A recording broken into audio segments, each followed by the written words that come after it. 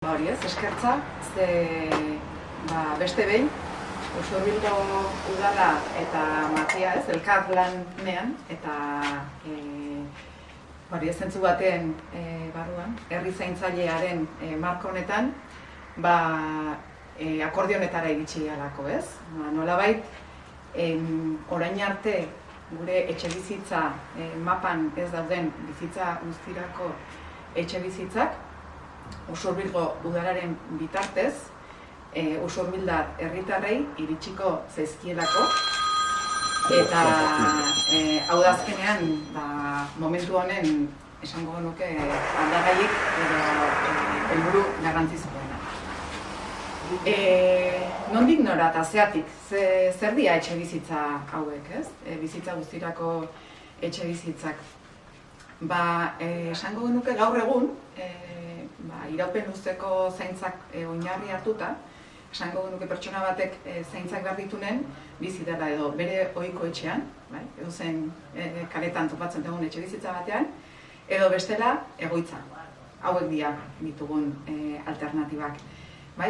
Eta gero beste behin badakigu, geroz eta egoera anitzagoak sortzen egiala, zahartzaroak geroz eta behar gehiago sortzen ari dela, eta honi etxebizitza hauek erantzun berri bat ematera datoz.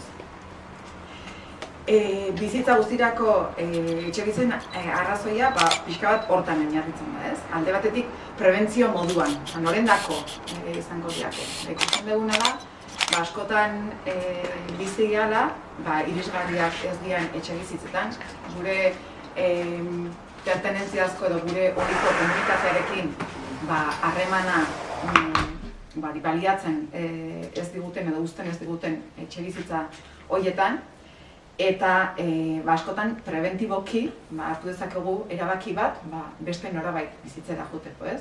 Komunitate horretan parte izaten jarraitzeko. Beste egoera batzuk ere ematen dira, zaintza beharrak izaten hasten dianean, eta gure etxebizitza askotan etxebizitza izatetik kartzela izatera edo kaiola izatera pasa litekelako. Eta era berean baita ere askotan zaintza behar duen pertsona hori eta zaintzaile rola duen horren bai izan afektibotasunetik edo bai profesional bezala, rol horrekin jarraitzeko baldintzak betetzen ez dituelako. Orduan, horiei ere erantzuna ematen diete etxebizitza hauek. Eta hau gertatu liteke adin tarte desberdinetan. Burutan ditugu adinekoak batipat, baina hau bizitzako etapa desberdinetan gertatu liteken zerbaita. Orduan, eta Usurbilen hau nolatan? Esango genuke Usurbilko herriak herri zaintzaile izatera bidean egiten ari den ibilbide hortan, kate bateko, kate begi bat gehiago izango litzakela, aukera bat gehiago. Gaur egun, baditugu ohikoak diran etxebizitzak, hemen Usurbilen eta herri zaintzailea, bertan bizi dien horiei zuzentzen zaie.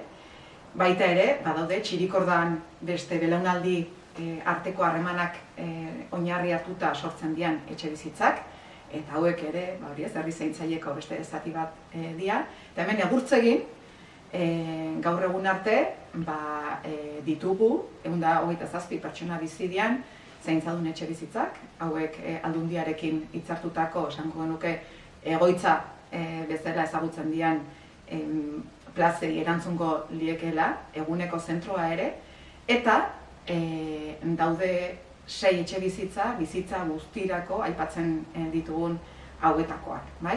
Eta hauetako 4 udalak alokatzen ditu, era berean herritarrei eskaintzeko. Eta gero agurtzanek aipatuko du, ze terminoetan izango dian etxebizitza hauen eskaintza herritarrentzat.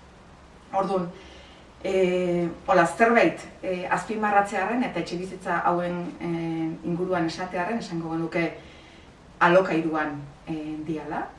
Orduan, alde batetik da etxebizitza, zeure alokairu bitartez egiten duzu, eta gero ondoren zaintzak, behar diren zaintzak, zaintza behar duen horrentzat eta zaintza eskaintzen duen horrentzat komunitateak datoz, herri ekosistema, herri zaintzaile horretatik ematen dira.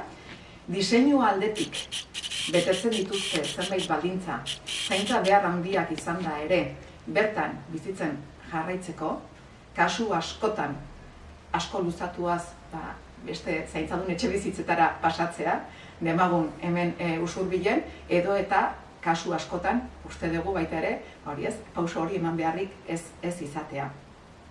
Eta, aipatu dugun bezala, bertako herri, etxez-etxeko zerbitzu, eguneko zentro, laguntza pertsonala, komunitate mailan sortzen dian iniziatibak izango dira hemen,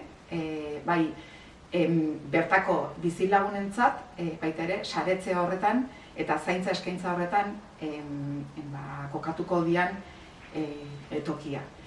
Bertan biziko dianak, erreferente izango dituzte gizarte zerbitzuetako gizarte langile erreferenteak, eta beraiek izango dira bertako bizi proiektuak, bizi planak aurrera eramateko artikulazio lanetan laguntzaile, eta berdin, baita ere, herriko osasun ambulategia edo osasun zentroa izango da beraientzat osasun erreferente.